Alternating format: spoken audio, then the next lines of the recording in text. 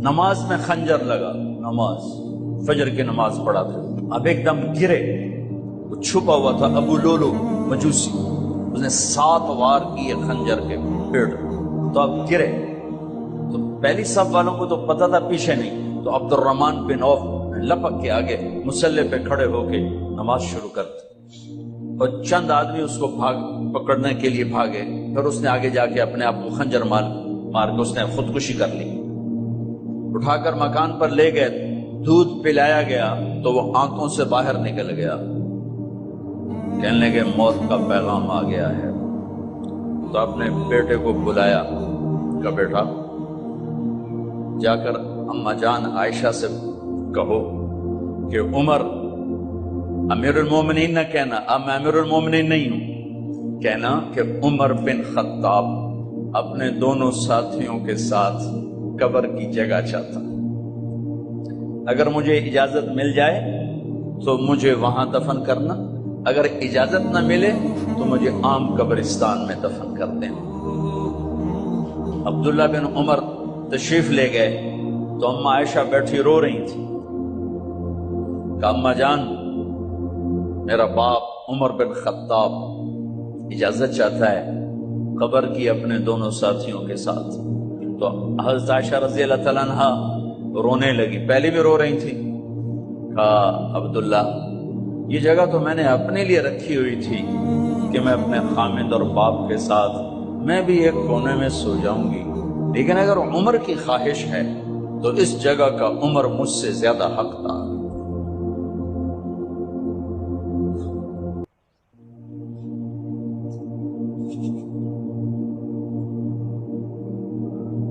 بیٹے نے آ کر کہا ابا جان مبارک ہو، اجازت ہو گئی، کہا بیٹا ہو گئی، لیکن جب میری میت اٹھاؤ تو دروازے پر جا کر رکھنا اور ایک دفعہ دوبارہ پوچھنا، ہو سکتا ہے میرے شرم میں اجازت دی ہو اور میرے مرنے کے بعد انکار فرما دیں، تو ایک دفعہ دوبارہ پوچھنا، اس وقت پہ اجازت ملے تو پھر لے جانا ورنہ واپس لے جانا۔ حضرت علی اور حضرت حسن تشریف لائے جس دن انتقال ہو رہا ہے، تو گھبراہٹ دیکھی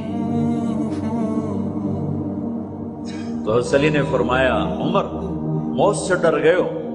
کہ نہیں موت سے نہیں ڈرا، موت کے بعد کیا ہوگا اس سے ڈر گیا۔ یہ کون کہہ رہا ہے؟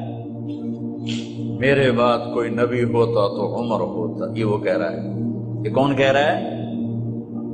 آپ نے کہا آج رات میں جنت میں گیا تھا، میں نے ایک بڑا خوبصورت محل دیکھا، سونے چاندی زمرد یاقوت موتیوں کا، میں نے کہا یہ کس کا ہے؟ تو مجھے کہا گیا یہ آپ کے غلام عمر بن خطاب کا ہے۔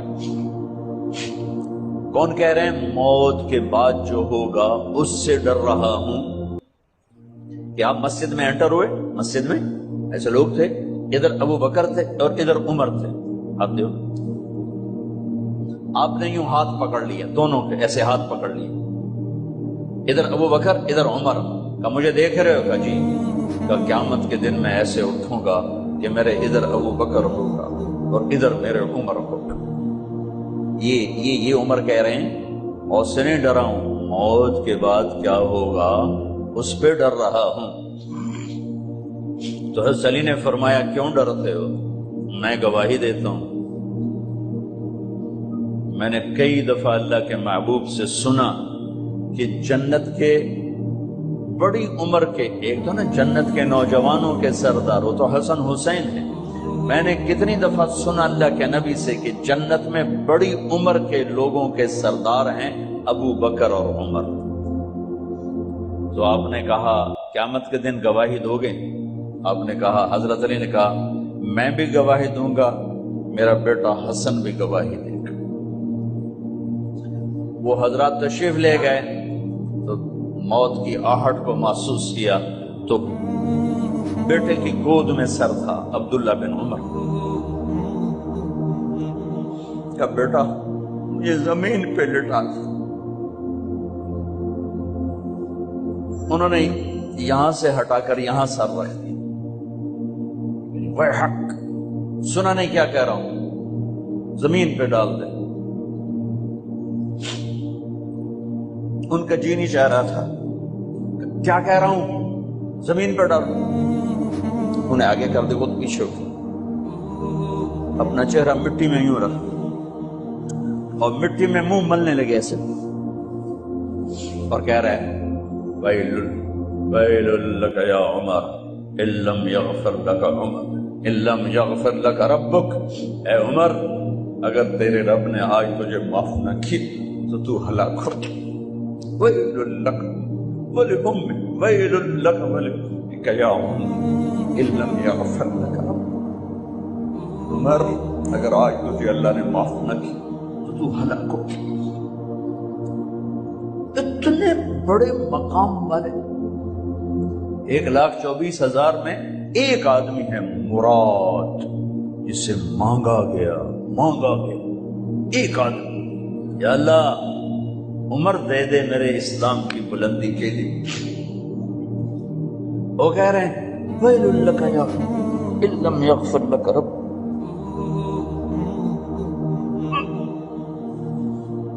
اے عمر, تو برباد ہو گیا اگر تیرے رب نے تجھے معاف نہ کی.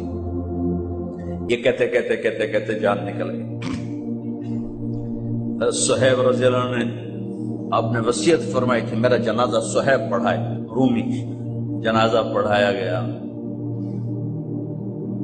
کندھوں پہ اٹھایا گیا, اور آ کر اماں جان عائشہ رضی اللہ عنہ کے دروازے پر عبداللہ بن عمر, باقی تو کوئی پتہ نہیں تھا کسی کو, کبھی ٹھہر جاؤ جنازہ یہاں رکھ دو.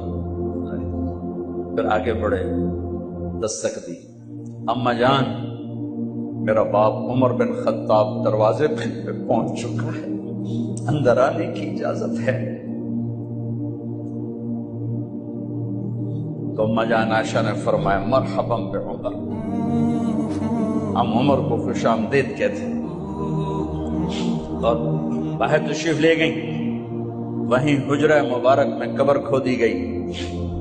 عبداللہ بن عباس فرماتے ہیں کہ میرے کندھے پر کسی نے ہاتھ رکھا تو میں نے یوں پیچھے مڑ کے دیکھا تو جناب امام المتقین حضرت علی کھڑے ہوئے رو رہے تھے اور فرما رہے تھے عمر مجھے پتا تھا تیرے سوا یہاں کوئی نہیں آ سکتا, مجھے پتا تھا یہاں تو ہی آئے گا اور کوئی نہیں آ سکتا, چونکہ میں نے ہزاروں دفعہ سنا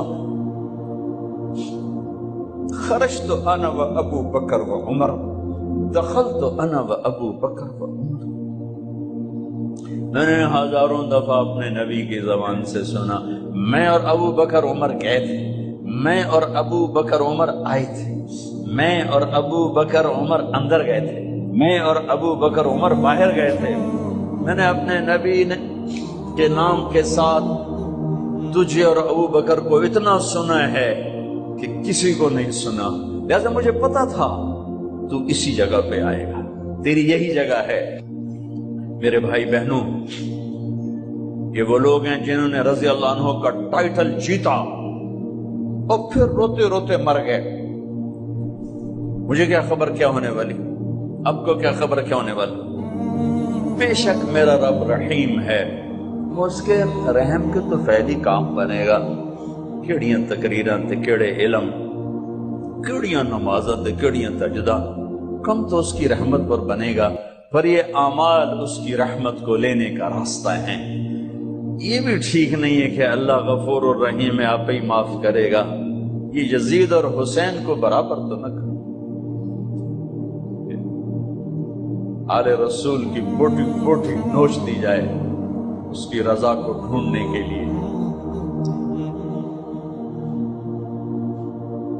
وہ نہیں کہہ سکتے تھے اللہ بڑا غفور الرحیم. اس لیے بھائی بہنوں, معاملہ بے شک اللہ کی ذات سے ہے, بڑا کریم ہے, آنسو دیکھنا چاہتا ہے, ندامت دیکھنا چاہتا ہے. کون ہے جس سے گناہ نہیں ہوتا؟ کون؟ میں اسے انسان ماننے کے لیے تیار نہیں. یا تو وہ کوئی فرشتہ ہے یا نبی ہے. نہ نبی آ سکتا ہے نہ ہم فرشتے ہیں. وہ انسان ہی نہیں جس سے خطا نہ ہو. لہٰذا میں اپنے رب کی قدرت پہ قربان جاؤں، رحمت پہ قربان جاؤں کہ اس نے توبہ کے لیے نہ عمر کی قید نہ عدد کی قید. ابھی تو 60 سال کا ہو گیا ہے، 70 سال کا ہو گیا، اب تیری کوئی توبہ نہیں، آخری سانس میں آجا قبول ہے. ابھی تیری 100 دفعہ ٹوٹ چکی ہے توبہ، اب 101 دفعہ قبول نہیں، 1 کروڑ دفعہ توڑ